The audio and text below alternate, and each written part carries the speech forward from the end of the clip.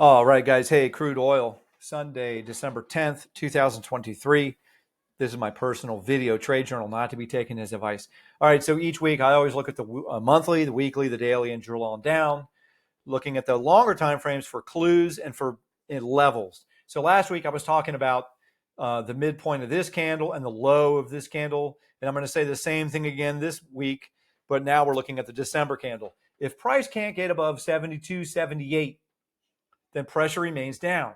If pressure remains down, then I think these lower levels, 66.80, the 886 is at 67.22. So just purely going on levels on the monthly. If it can't get above 72.78, remember that number, 72.78, then I think the pressure remains lower. 66.80 is a certain level that got tested a lot back in the summer. Looking at the weekly, you can just see the bloodbath week after week. What's interesting to me, look at the falling 21. Once it got below it over here back in October, it back tested it almost perfectly and then could not get any upside traction. And now it finally just gave up and gave us a massive week all the way down here. But now we have a nice bounce happening. You look at the daily, could that really be an ABC with it extended wildly? I guess so. I don't have enough experience to talk about how often an ABC extends that much. But I mean, it kind of makes more sense that it's a wave 3. But look at the technicals. Wouldn't it be cool to get, look at the 144 minute. Wouldn't it be cool to get one more low with positive divergence on the 144 minute? I'm not saying that's going to happen. Looking for more, and by the way, this is the 4 hour, not the 144. But if I do hop down to the 144, now you can really see this. To me, this is the chart that's going to tell the story. If this is really the bottom of this wave 3, then this thing is going to keep going right through this level.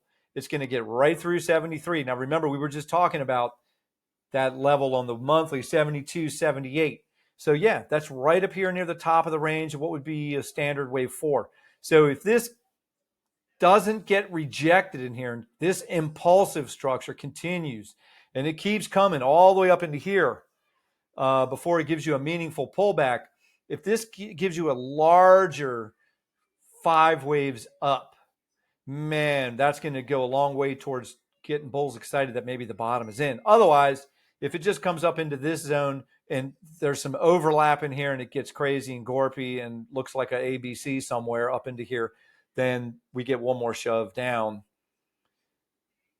Gosh, that's going to be hard to take. So that's the deal. But I don't know. Let's look at how impulsive this is. So you had that low, and then you got 5 up. And it was really thanks to Zach's chart late in the day Friday where he posted a running flat. I went back and remeasured these. 5 up into here. This is aqua zones. This is my ratio between wave 5 and 3 through 1.